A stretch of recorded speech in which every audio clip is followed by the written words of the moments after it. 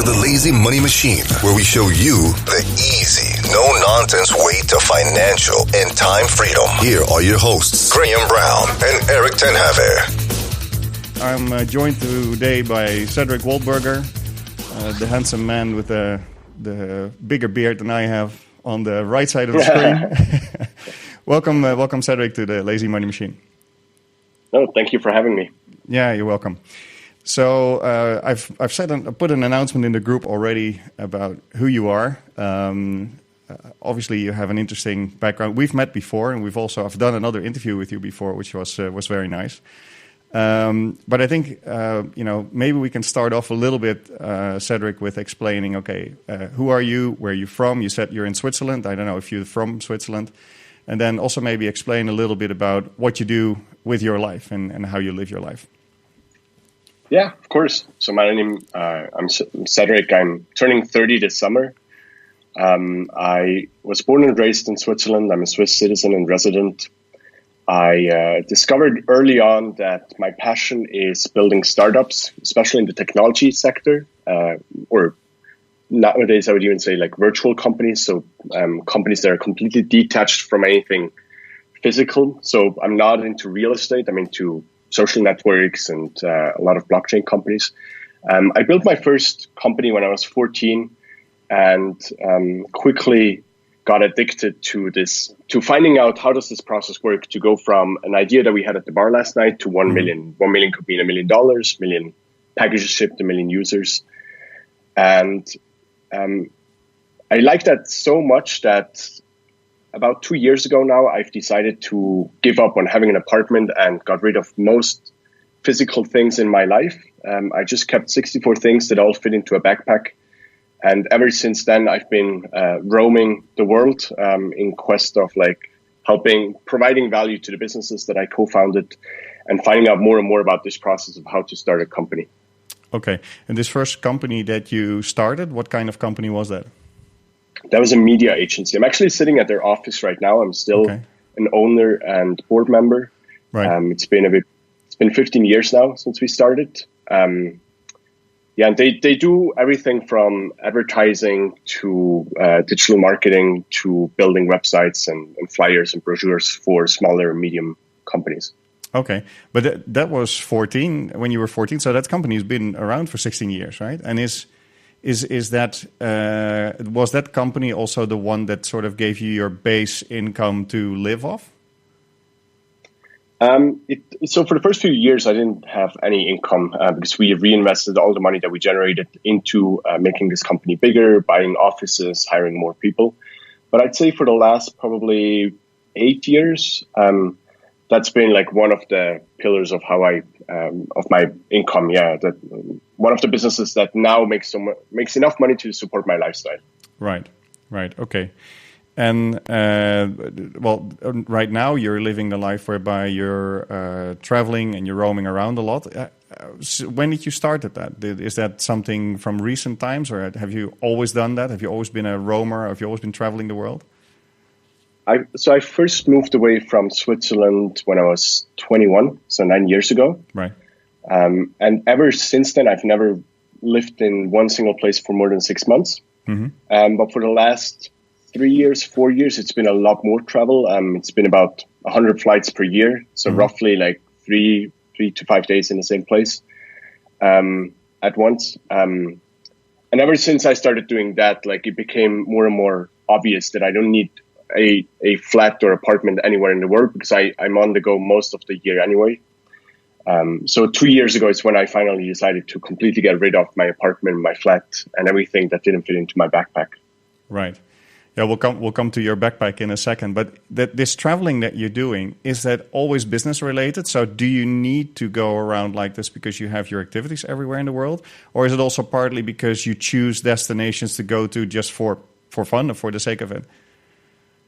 So it's a mix. So last year, I'd say it was probably 90% business travel, just because I'm currently working on 3 different companies, and unfortunately, they're in completely different parts of the world. One is in San Francisco, the other one is in Miami, and the third one is kind of virtual, but we have people all over Europe.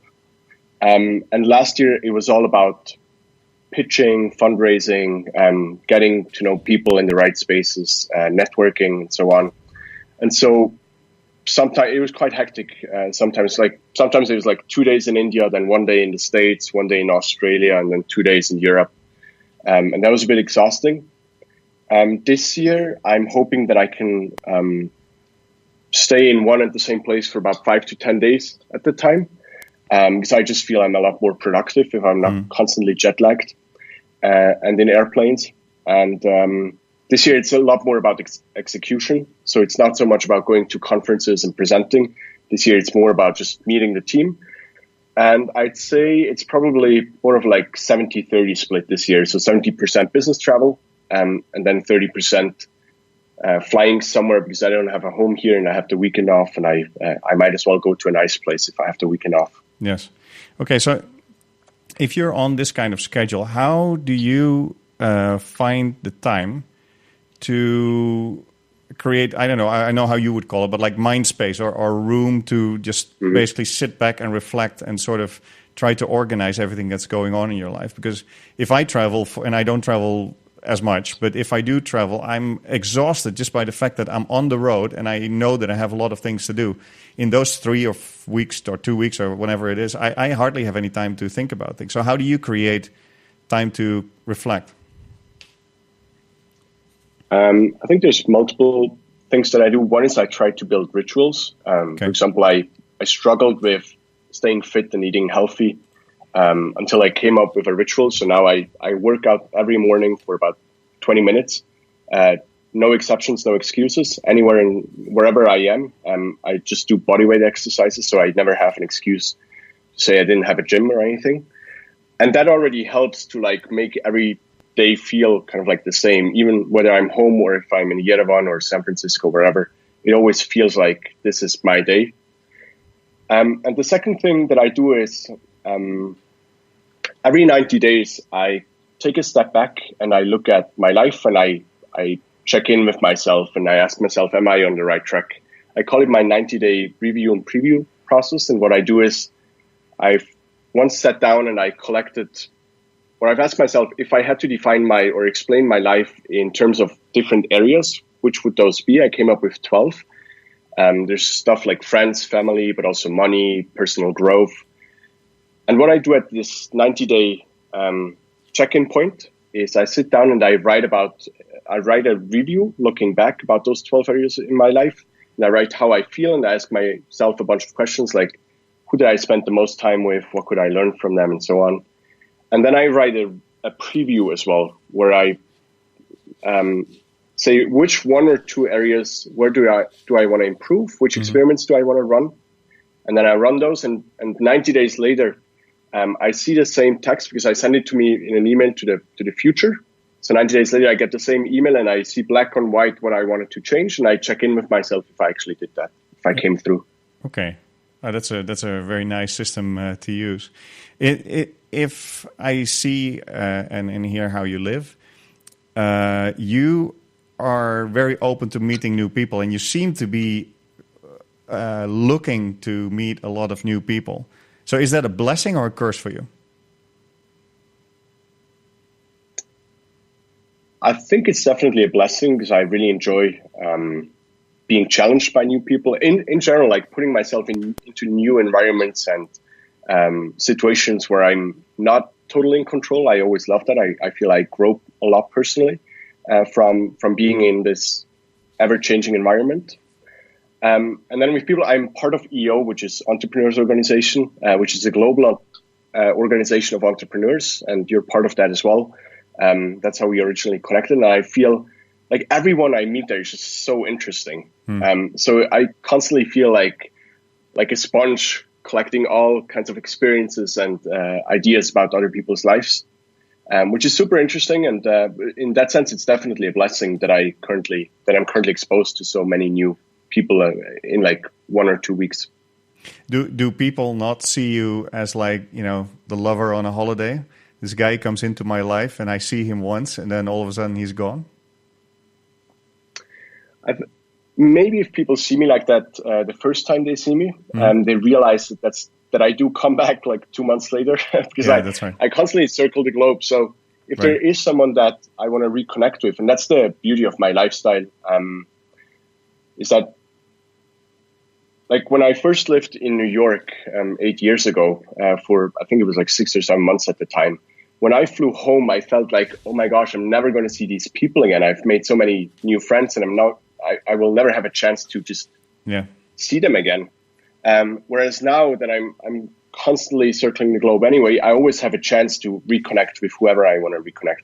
There is a downside, which is I'm usually not invited to birthday parties anymore because no one expects me to be in town anyway. Okay. That's a downside or an upside? Yeah, I was just going to say the upside of that is that I have to be proactive with who I want to meet, especially when I'm back home or here in Switzerland. But that also means I'm very conscious about who I spend time with. Yes. And so for most of the time, that's an upside for me. Okay. Now, the other part of how you live is that since you are traveling a lot, you don't have a house. I think it was about a year ago, a bit longer, over a year ago, you started to reduce the items you had in your apartment. And then now you're at the point where you're constantly thinking about the things that you still possess.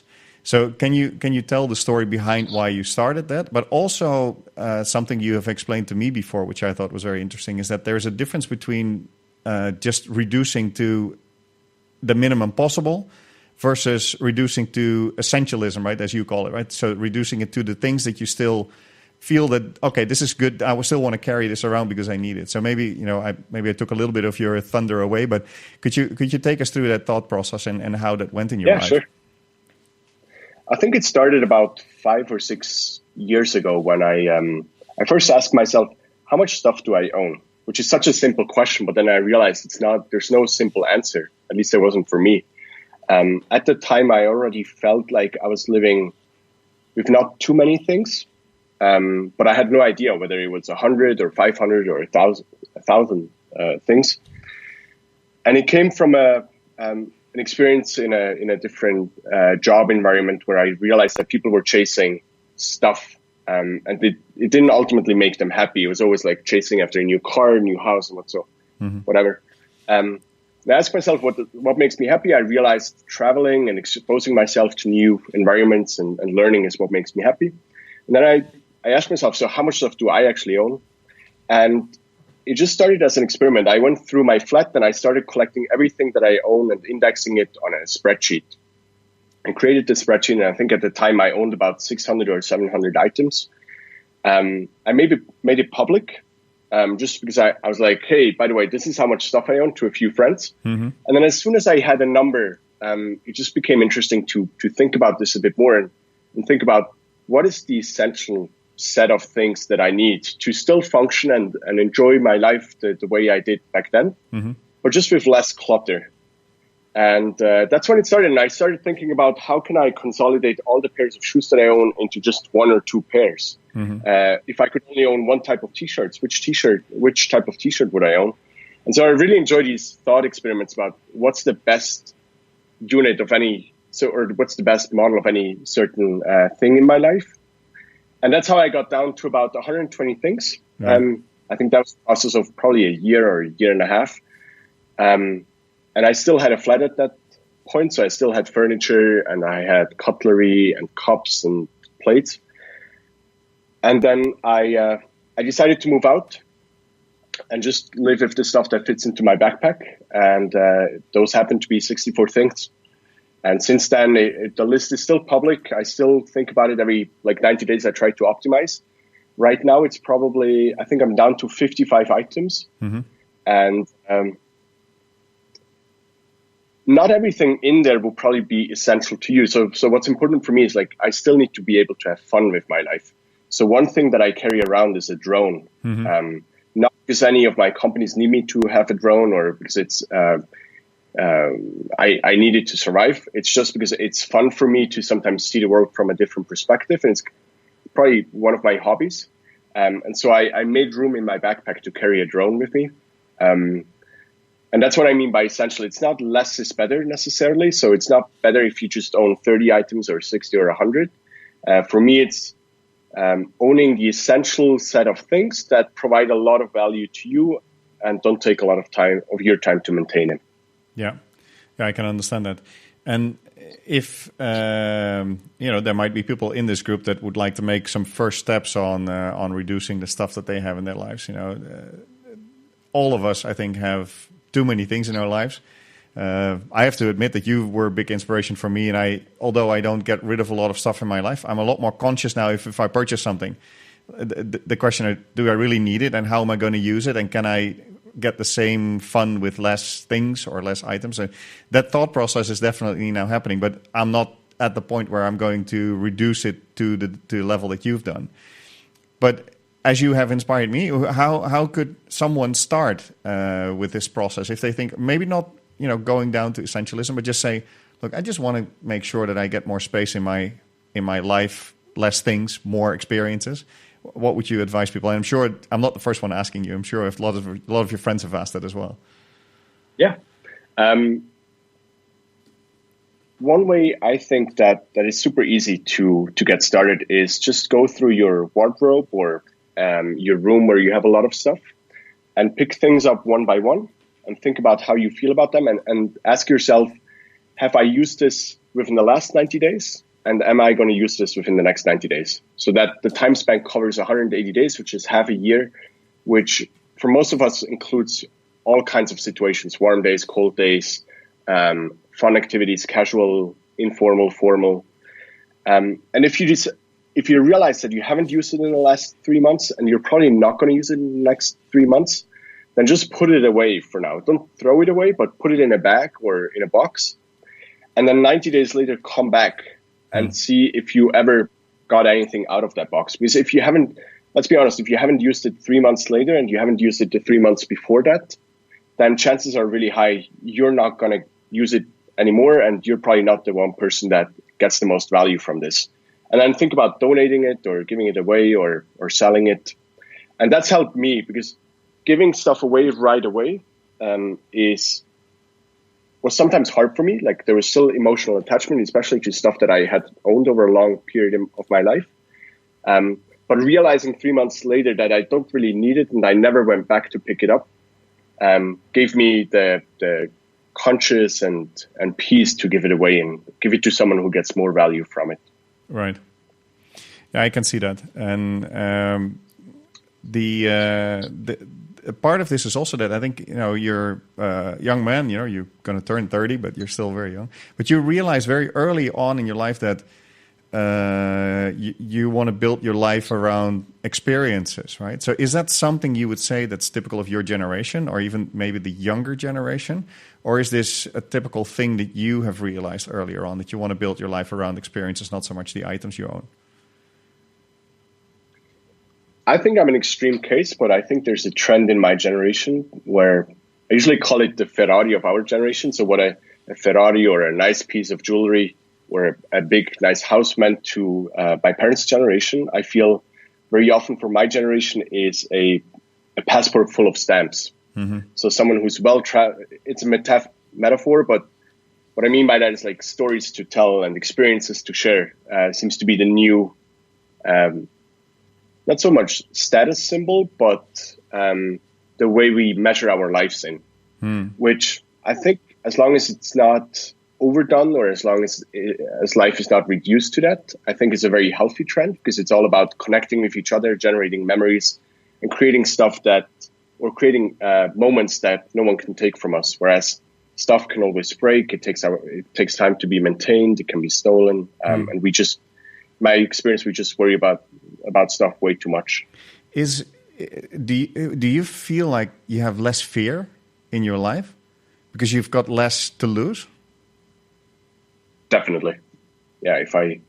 Because everything, the 64 items that I still own, or 55 by now, all of those can be stolen or burned down, or I can forget them somewhere. And I don't have any emotional attachment to them. And I like that thought because I'm never worried about my stuff. I'm worried about people. I'm worried about relationships, but never stuff. So what makes you afraid? Because for me, for instance, right, I've gotten less and less attached to, for instance, money and physical things because I've lost some of those in a big way recently even, but also further in the past, and businesses that I lost, the money that I've lost, people that have cheated me. So I've sort of become hardened in the lessons of losing physical things or losing money value. But I still have fears of, what if my house would burn down? What would I have to do? Where would I have to live? For you, those things don't play because you don't have those physical things at least to worry about. So what does make you fearful? Oh, definitely people. Either my own health or the health and lives of people that I love and care about. Yes. For me personally, cancer is a huge fear. Okay. I feel it's to the extent that I understand it, it's so random when and how it's going to hit you. Mm-hmm. And it's not very clear to me how you can protect yourself. And so just the fact that it's so uncontrollable, but it happens to such a large percentage of us, is something that I'm very afraid of. Mm-hmm. Is this based on personal experiences or people nearby that you've lost or that are affected by this? Or? To be honest, not really. No, okay. I think it's just the idea of it. And no one in my closer family has had a tragic experience with cancer. Right. But I mean, I see it in the media and my extended network of friends all the time because it's so common nowadays. That's definitely something that I worry about. So do you approach this in the Cedric way, whereby you research the hell out of it and you come up with a plan to minimize your risk, or not? I try to. So one thing that I do is intermittent fasting. Yeah. Because I've seen a lot of correlation, maybe not causality, but correlation between that and not getting sick or not getting cancer. Yeah. Which pattern do you use? Do you use the 18-hour, 6-hour pattern, or what do you do? For me, I just only eat one meal per day.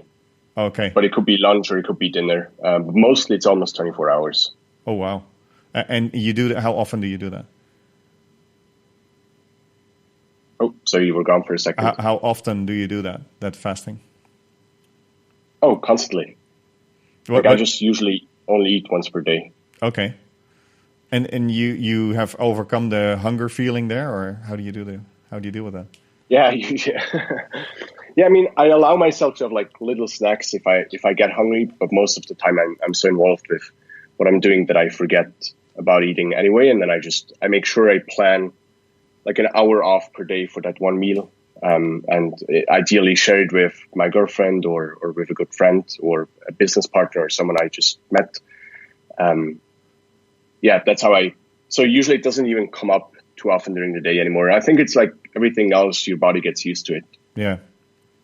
How do the people that are very close to you, maybe your family and maybe a loved one in your life, how do they deal with your want or your need to live this lifestyle? So I think my family, my parents and my sister, they see that I'm happy and they support me, and I think they've learned that I like to do crazy experiments, and they just watch and see what happens. And then if something goes right or wrong, they're there to discuss in the aftermath.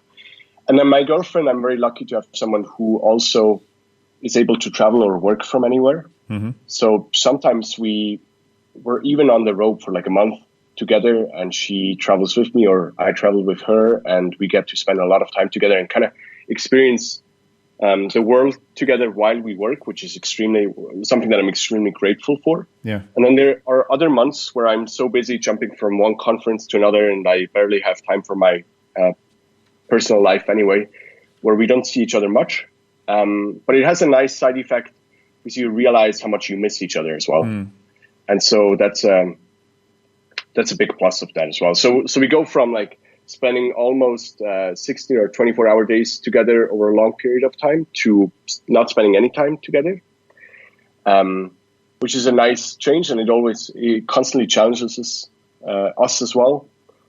So in general, everyone I think is in peace with my lifestyle. Not everyone would like to have my lifestyle, especially not my parents and my sister. Mm-hmm. But they see that it makes me happy, and for me that the lifestyle is a tool to get where I want to be and do what makes me happy. Yeah. And that's why I think they understand that I went to this like extreme version of it. Have you changed your interactions with people? Do you feel that you're more present if you're giving your time to someone? Yeah. So one thing I do is I try to be, and I'm not saying I always succeed, but I try to only do one thing at a time. So my head should always only be occupied by one thing. So if I have dinner with my parents, there's no phone, my laptop is shut off. But then I go back to work maybe at 10 p.m. and I work for another 2 hours. And that's when I'm just focused on work. Yeah. So I try to be very on or off for each area of my life or for all the people that I meet. Yeah. And the other thing that's great about my lifestyle is that I think I see my parents more often than I did, and we're closer than when I had a place here. Because very often when I'm in Switzerland, I would stay with them for a night or two. And that gives you that extra hour at the end of the day where you're in this very intimate setting, you're at home, and you can just talk and share experiences. Yeah. Which has been very, very, a very, very good experience for me. Yeah. Yeah, I mean, we had this experience. You stayed with me when you were in Jakarta, which it was this crazy idea whereby the request came, well, Cedric is going to come to Jakarta to do a talk, and we need somebody to host him. So sure, let him come here. But I also found that, and it makes the English people call it touch the flesh, right? So if you're closer to somebody and you've seen each other in person. And you've been, at this odd hour, we came home very late and we had an interview early in the morning, but we had breakfast together and you swam in my pool. I mean, it does create this unexpected kind of human interaction, which I thought was, really, really interesting. So. Yeah, and it creates a deeper connection than you would get from just meeting for a coffee or beer. Yeah, or a Skype call or just an interview, I think. Yeah. Okay, well, we'll move on to your business life. I had one last question about how you live your life, and that is basically, what do you consider, besides missing birthdays, what do you consider is the biggest downside of how you live? And how would you like to mitigate that? So before my girlfriend and I met each other, I would always answer this question with, it's very hard to have a relationship or a romantic relationship while you travel so much. And I think it took me some time to find the one. But now that's not a downside anymore, or things work perfectly fine, even though I travel a fair bit. Other than that, honestly, I think it's maybe it is because of these 90-day check-ins with myself that I don't see any downside. Otherwise, I would correct it. Otherwise, I would travel less or be in one place more or spend more with a person or a group of people in my life. What I've seen last year after jumping from one time zone to another so many times is that it's very tough on my health over time. It's not that I got extremely sick, but just I feel exhausted without doing much sometimes. So that's why I've changed it this year, where I try to be in the one and same place for 5 to 10 days at the time. And that has really helped so far to feel extremely productive in these different places all over the world. Yeah. Okay. So obviously, listening to your story, I mean, my first question is, isn't this an extremely expensive lifestyle? You're traveling all the time. You're always living in an accommodation that's not yours. So you either need to rent it or you need to stay with people. So isn't this very expensive for you? So I think it is expensive, but it's not much more, or it's probably less expensive than my life the 2 years before when I still had an apartment, because then a lot of the business trips already had to happen anyway. Plus, I was paying rent for an apartment that I didn't really need. And of course, I don't make a lot of impulse purchases, so I'm saving that money. I save a lot of money that maybe other people spend on things. I spend a lot of money on flights and accommodation. But to be honest, living in Zurich is not cheap either. So I'm not even sure I'm spending more money on hotels than I spent on an apartment in Zurich when I still had one. But then flights are expensive. The way I go about it is very often I'm kind of flexible with my schedule. So if the flight the day before is cheaper, then I can usually fly a day earlier or a day later. Yes. And then I very often still fly economy. Uh-huh. And I just upgrade myself with miles. But I think on average, probably on the long distance flights, maybe every second or third one is in business. So it's really it's not crazy expensive. To be honest, I don't know the exact number, how much I spent on flights last year. I would guess it was probably like 30 to 40 grand. Okay. Which, if you put that in perspective to how much you're paying for rent in certain places in the world, it's a lot, but it's also not an insane amount of money. Right. Okay. So before we go into your businesses that you run and where you make your money, have you ever, because a lot of people in this group are interested in doing property investing, right? As you know, I do that here. I do that in the UK. Graham, my partner, does that as well. Is that part of your portfolio, or is that part of what you would consider doing at some point? And have you ever thought about that? So it's not part of my portfolio right now, to be honest. Okay. My portfolio, or the way I've invested my money, is almost 100% companies that I'm involved with. I'm looking to diversify maybe within the next 5 to 10 years, just to balance things out a bit more. And then I think property investment definitely is an option for me. I would probably try to do it in a way where it's completely automated. So I basically dedicate the money to that bucket, or like a bucket to that purpose, and I have someone manage it or a system manage it. And I wouldn't really want to deal with the day-to-day activity of that. So I'll probably come talk to you and Graham once the time comes. Yeah, sure. But I think it would be a great way to balance out, because right now I'm invested in a lot of like high risk, high reward kind of projects. Okay. And in the future, I probably want to diversify a bit more, and real estate seems a very safe long-term investment. Okay. Does that also have to do with the stage that you're in your life, that you think like, look, first of all, you have hardly got anything to lose physically. So you don't need that mortgage that you have to pay. You have no car to pay for. You don't have kids that you need to pay for education for. You have a girlfriend that you need to buy a nice bouquet of flowers and a nice bottle of wine every once in a while. But is that the stage that you're in, so that because you're in a life phase that is stripped down of obligations for the most part, that you can also take all the money you have and throw it into these projects that you're talking about? Is that part of it, you think? Would that change if you're older, you think? So short answer will be yes. I think that my life is not free from obligations, but there's a lot of pressure sometimes, but it's just from these companies. It's not based on things. It's mostly relationships and projects that where I have obligations. And honestly, so far it's just been, I've always just thought about like, this is the most fun and I want to make an impact, and then stuff always takes a bit longer and costs a bit more than you originally think it will. That's why I think everything is in the ventures right now. But as I said, over the next 5 to 10 years, I definitely want to balance that out a bit. And yeah, I think right now I basically only have to take care of myself. I mean, there's my family and my girlfriend, but for the most part, I don't have kids. So there's no people that really depend on me with their life right now. And I think once that changes, I kind of want to be a bit more balanced out and responsible, and also be able to provide for them in a way that's more safe in the long term than what I'm doing right now. Okay. We'll go to the businesses in detail in a minute. Graham asked the following question. What are the typical criticisms or objections you hear when you talk about your lifestyle, and how do you answer them? So what are typical criticisms or objections you hear when you talk about your lifestyle, and how do you answer them? Yeah, one thing that frequently comes up is like, if everyone flew as much as you, then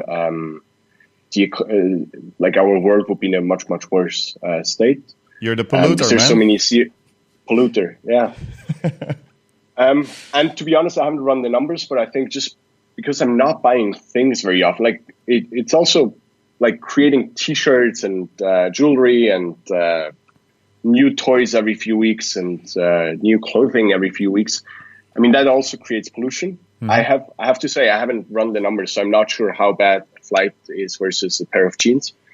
But I just try to be conscious. And as I said, I'm trying to slow down. My goal is not to fly as much as possible or pollute as much as possible. My goal was or is to spend the time with the people and projects that I value the most and where I feel I can have the biggest impact. And just part of that is I have to get from point A to B sometimes. So that's one criticism. The other one that I often hear is, or people's first perception of me, because I'm very structured with my day and I have a lot of rituals, and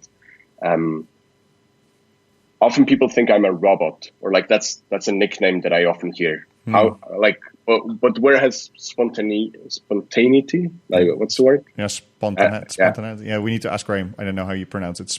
How to be spontaneous. Yeah. Are you ever spontaneous? Do you ever do stuff just for fun? Yeah.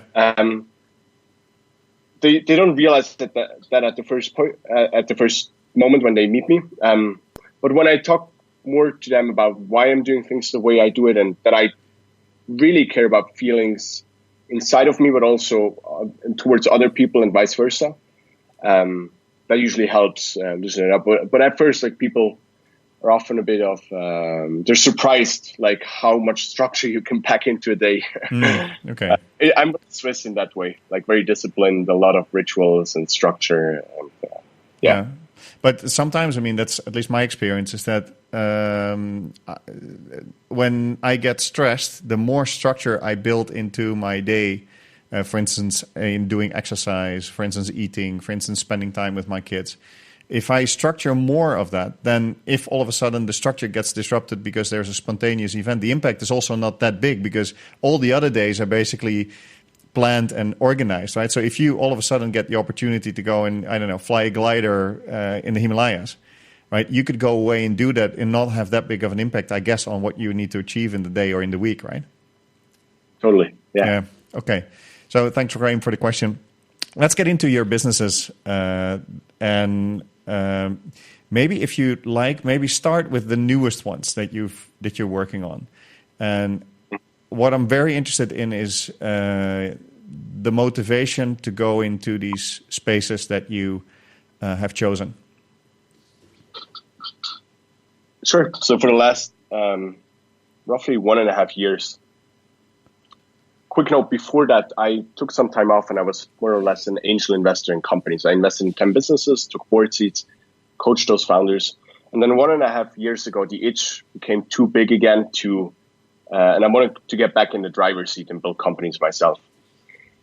As I said at the beginning, I'm super interested in digital companies or companies that are highly dependent on technology. And the 3 that I started or co-founded are, the first one is Zendesk, which is a productivity app.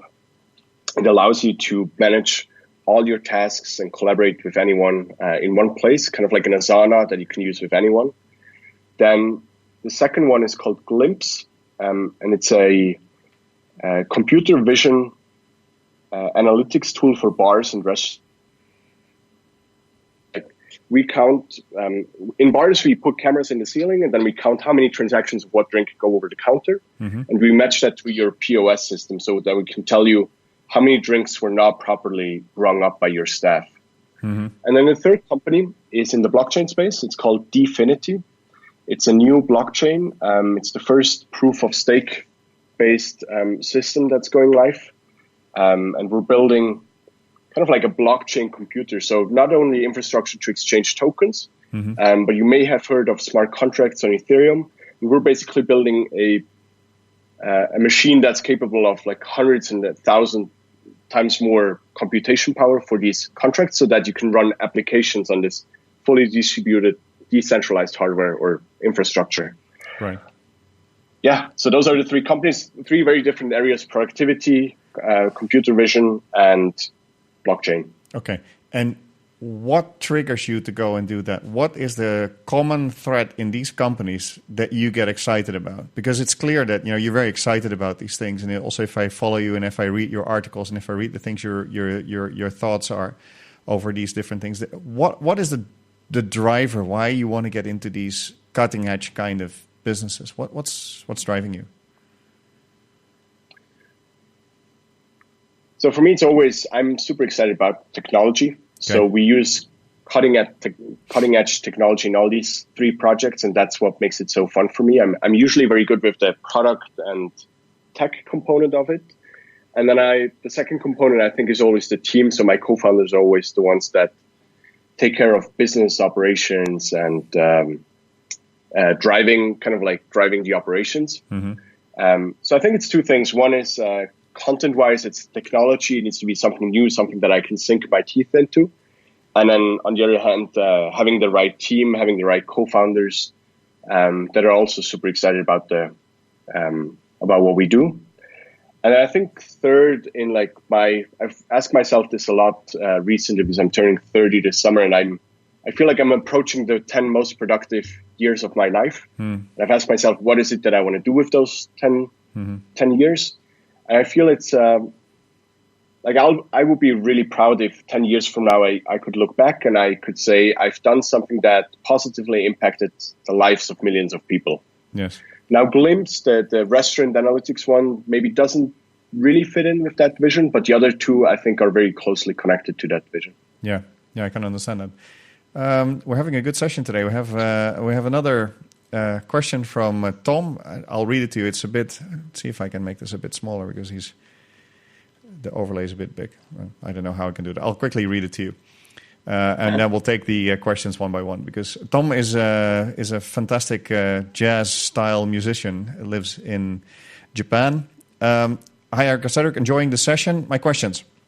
Where are you based for tax purposes? When you fly, how do you tend to use your time? What languages do you use?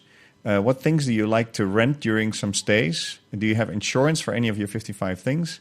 Do you follow any particular diet besides the fasting? How do you manage your money? And what currencies do you get paid in, spend in, save in? Okay, so the questions are long. I'll remove Tom from the screen, but I'll take you through those questions. So basically, first, where are you based for tax purposes? Or you might not want to reveal it. I don't know. No, all fine. I'm a Swiss resident, and I also make sure I touch ground more than 90 days per year in Switzerland. Even sometimes it's only just between flights. But most of my companies are also set up here or headquartered here in Switzerland, and I'm actively showing the Swiss state that I am a Swiss resident and I want to pay taxes here. So I think it's a good environment. I'm not an anarchist. I'm not trying to get away from paying taxes. But Switzerland is the center of my life, and that's where I pay taxes. Okay, so that might not be the most optimal structure financially for you, right? You could probably choose to get a residency elsewhere and then pay your taxes there. So why stick with Switzerland? Honestly, so far I've looked into it maybe 3 or 4 times over the past few years, and the hassle just always outweighed the benefits. I feel that Switzerland is a very safe and secure place to live and to have your home base. I think if I had kids right now, I would also want them to at least partially grow up in Switzerland and get the education here. Yes, I felt it was a very good environment for me growing up, a lot of opportunities. That's kind of why I want to protect I don't want to give up on my rights as a Swiss resident so far. Right. You got 2 Swiss passports, so I do, yeah. You're free to, and they're red, free to travel. The only 2 things in my collection of 55 items that are not black yet are my 2 Swiss passports. Yeah, so I think the only one fun reason to move away at some point could be to have only black items and move to a country that has black passports. Yeah. Which country is that? I don't know. I think Germany has pretty dark ones, but they're kind of reddish. Black. Does the UK have black passports? I don't think so. I think they're green, but not sure. So you'll have to go for a country. There's a marketing opportunity. Yeah. Found a country that has black passports, which is something. If we have a bit of time, a new company. A new country, yeah. If we have enough time, we'll touch on that at the end because it's a new discussion that you've started. But Tom has been very active, so I want to try to answer his question. So when you fly, how do you tend to use your time? So I also track every second of my life, and the way I think about it is I track what my mind is occupied with. Quick time out. Tom says that Japan has black passports. So you could become you could become a Japanese citizen. Japanese citizen, yeah. Although they are extremely strict, I think per year they only give citizenship to like 70 or 80 people. Okay. When I last checked, so that might be a long-term project. Okay. So how do I spend my time when I fly? The way I try to think about it is not where. Like I try to make it independent from where I am, whether I'm on an airplane or in an office or wherever. So if it's nighttime or if I feel I should be sleeping to adjust to a new time zone, I sleep on the plane. Okay. Otherwise, I mostly work or I read or I write or keep my mind occupied in another way. Is it conscious planning for you, this travel? So, okay, I'm going to get to the airport this time. I have a 2-hour wait. I need to go through security. I need to wait in the lounge, or I need to wait somewhere. I need to get on the plane. So that block of time, do you think in advance how you're going to fill that? So what I do for the time when I'm in security and basically when I can't work or really focus is I listen to podcasts. Okay. And audiobooks. That's how I keep my mind entertained whenever I'm not in front of a laptop, probably, or meeting with people. Okay. And then on the plane, when you get on the plane, what is the most important thing you do there? So I have this ritual. I take off my shoes, but I wear like thick socks, like my flight socks on top of it. I put in noise canceling headphones, which are lifesavers. Like they make my life so much better. Because then I can really zone out and just focus. And then it depends. Like I'd be working on the laptop. I might be listening to a podcast. I might be writing, or I might dictate something. So really what I would do in the office, except for that for the most time I don't have internet. Okay. What languages do you use? Well, we've tried, but Tom hasn't noticed it because we weren't live, but I've tried my German on Cedric, so I can just cope. But German is one of the languages. English, obviously, is one other one. So which other languages do you use? So my mother tongue is Swiss German. Okay. It's quite different from German. And then the only other language that I could have a go at is French, because I've had like 10 years of formal education. And I was quite fluent in French probably like 10 years ago. Okay. Now I really have to go back to a French environment to pick it up again. Like if I'm in Paris for a few days, then it does come back. Other than that, it's just English and German is what I use day to day. Okay. What things do you like to rent during your stays? So I guess Tom is meaning, what kind of accommodation do you usually use when you're staying somewhere?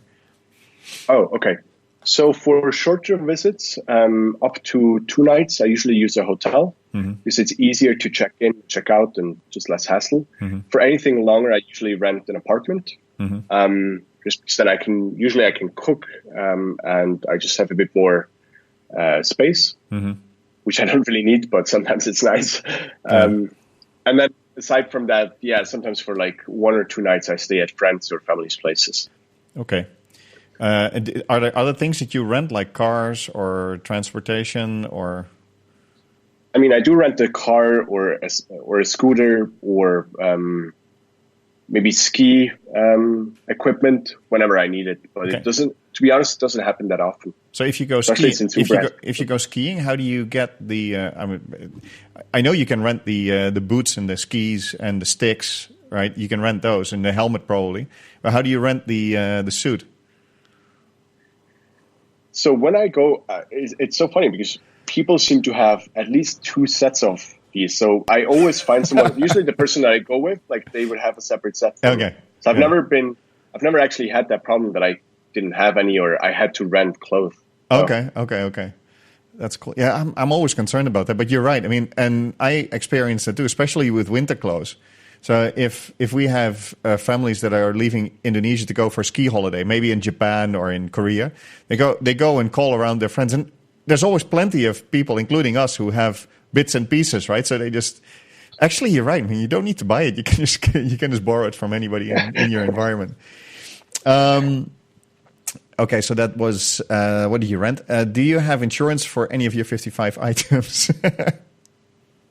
No, not for my items. Well, am I correct? Maybe one of my, I'm not quite sure. Maybe some of the companies has insurance, and that might cover my laptop and work stuff. But I don't have any insurance for anything else. I just have health insurance. Okay. But I don't have any of my things insured. Yeah, health insurance is so important. It's quite funny. I've done a class here for Indonesian young people younger than you. And it was funny. It's an initiative of a friend of mine. It's called Limitless Campus. And I taught, young people, the title was The Skills Not to Run Out of Money. I basically taught them about, make your money, invest it wisely, etc. Spend less than you make, etc. The standard things of how you get by. But then the last thing was, the only insurance you ever need in your life is health insurance, because it's the only one that can bankrupt you. And that was really true. And they were like, why? If I get sick, my family pays for it. And that's how it works here, obviously, right? There's a big social setting whereby families are always there for each other, which I really like about Indonesia. But I mean, if you get, we spoke about, if you get cancer, you need an insurance, otherwise you can't get treatment. So insurance, health insurance, not for the items. Tom, do you follow any particular diet besides the fasting? Keto. Yeah, so I don't eat any carbs, no sugar, no bread, no pasta. I just eat vegetables and proteins, basically, or salads. Right. And that's something that, one thing I've realized, it doesn't make me tired, or it helps me have very constant and constant access to energy, because my body produces the same amount of energy per time unit. Whereas if I eat sugar, there's a spike, and then I usually feel it down afterwards, and it might also mess with my time zones, with my biorhythm. Whereas the keto diet has been really, really good for me. I feel really healthy following it. Okay. Yeah. And you can do keto and only eat once a day. Is that what you're saying? Yeah. But you would eat quite a significant amount of food then, I guess, or not really? Probably like 1,500 calories. Okay. Usually I like to have a good piece of meat, like half a chicken, and then just some fresh vegetables. Right. But I often eat when I'm here in Rapperswil, in Switzerland. Right. And do you drink any coffee or tea or juices? No, so that I've actually stopped a long time ago. I've only been drinking still water for the last 5 years maybe. But I've never even had coffee in my life. I may have had one cup when I was young, but I just never liked the idea of messing with my body's internal mechanics, so to say. I really like to push myself mentally and sometimes stay up for a very long time and get a lot of work done. But I feel for me, it's extremely important to feel when I'm tired, and then I go and get some sleep or rest. That's why I've given up on all kinds of like sugary drinks or milk or fruit juices. And also like still water, you can always get it. No matter where you are, you can always get still water. So there's one less decision that I need to make when I order drinks. Yes. Maybe the last two questions we can combine. How do you manage your money, and what currency do you get paid in? You spend it in, or you save in? I know where this question came from, because both me and Graham have this vision that it's good and healthy to have different currencies. It doesn't actually matter that much which currencies you hold your money in, but it's always good to have your money spread in different currencies, so that if there is an issue with one currency, and I'm obviously in a very volatile currency here in the rupiah, right? So that's why it's good for me to balance that with another now very volatile currency, which is the pound sterling. But so what's your view on that? So how do you get paid? In what currency do you get paid? And what do you keep your money in? Yeah. So I get paid, and most of the accounting is done in Swiss francs. Okay. And I feel that's a very stable currency, or it has been for the last decades. And I probably have about 50% of my fiat in Swiss francs and 50% in euros. Just because that's also the two currencies that I need the most. And then the other half of my net worth is probably in cryptocurrencies. I'm a big believer that cryptocurrencies will be big. It's a bit of a bet, but I've been following and investing since 2012, and I really believe in cryptocurrencies. And have you ever taken any out again? Yeah, what I've done is I've taken my initial investments out. Okay. And then I take something off the table every now and then. But I believe we're still very much at the beginning. I'm not saying Bitcoin will be the one, or Ethereum will be the one, or I'm not even saying Definity will be the one big one that's going to go mainstream. But I believe there will be a cryptocurrency that will be a global currency, and it will make our lives so much easier. And I like the fact that it's not controlled by some random political organization or institution. And I think that's the reason behind it. Yeah. Maybe we can touch a little bit about your new thought process. We have about 5 minutes left. I just replied to it. If you check out Cedric on Facebook, he posted an article, a video actually, which is a very nicely produced video about the thought of building a country in the blockchain. Now, for all the details, you can see the video. Maybe you can summarize your thought and why has this entered your mind? And do you actually think that this is something that could happen? So it's been a thought experiment, and I'm not saying I'm going to build this or it needs to be built. I just like to have a discussion around it because I think it's an interesting topic. Yeah. So it's something that I've asked myself, what is the biggest thing that you could do with your life? Or it was when I was thinking about what am I going to do with the next 10 years? And I thought I want to do something big. And one of the big institutions or concepts in our lives are states or nation states or countries. And I feel that now that blockchain is becoming a lot more capable, there's going to be a lot more computation power. We have smart contracts and so on.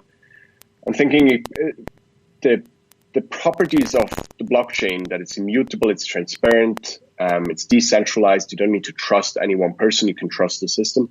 I think that's perfect for something like the government. Mm-hmm. And so I started thinking about what would it take, or how would a state or a new country on the blockchain look like? And my current thoughts are that it would not be a traditional state that's attached to any geography or infrastructure, but it would be one level up. It would be something that exists in parallel to I call them infrastructure states, because I feel that's what our current states and nations are really good at. It's upkeeping infrastructure, defending them, building them, renewing them, and so on. But there's many things in our life that are more virtual than physical. One thing is education, but also large parts of the economy are virtual, or you can't touch them. And I feel for those parts, we should have a much, much smarter concept that we could build on the blockchain. And it could be completely controlled by smart contracts and logic that lives on the blockchain. Mm-hmm. And I feel some of transparency and the fact that we don't need to trust any one person, I think are some huge advantages of that. But then also the fact that we could build the first real, actual direct democracy on the blockchain, because it's so easy to interact with something like that. Like we could have our passport on our phones and participate in votes, like just by looking at our phone and pressing some buttons, or even better, not just choose between either yes or no in a certain vote, but be able to also submit proposals and have a pre-election on the top 3 or top 5 proposals, because I feel that would give us a lot more balanced options than we have nowadays, even here in Switzerland. And Switzerland is often seen as a very good example for a direct democracy, but sometimes the votes are just between two very extreme sides of the coin, whereas I'd rather have something in the middle to choose from. And that's just not available. And I think it's because the administration, the overhead is so big to get there, to provide 5 different options. Whereas I feel if it was completely automated, then it would be completely possible and would make a lot of sense that we could choose from more than just 2 options. Yeah, not to forget is that candidates won't have to spend a lot of money on campaigning, because the campaigning can be done on the platform that is created, right? So do you think that this is something that you're going to pursue very seriously in terms of trying to establish this? I think I definitely want to, and if there's any of your listeners that are also interested in this idea, I think I just want to keep the conversation going for now. Yeah. I want to meet, that's why I did the video. I kind of wanted to get in touch with people and hear if there's anyone else that's excited about this idea or wants to explore further. I don't think I want to start building it right now, but I just want to keep exploring that idea and see what could be the upsides and downsides of this concept. Right. And what would it actually take to build it, and then take it from there. Right. Okay. We have reached the full hour already. I thought, this blockchain thing will get definitely a tail, I think, in terms of, us reaching out to you and speaking about that. I want to, again, acknowledge you, Cedric, for making the time and being really present with me. I really felt that you're here and you're really spending an hour with me, conversing with me, and I really, really enjoyed that.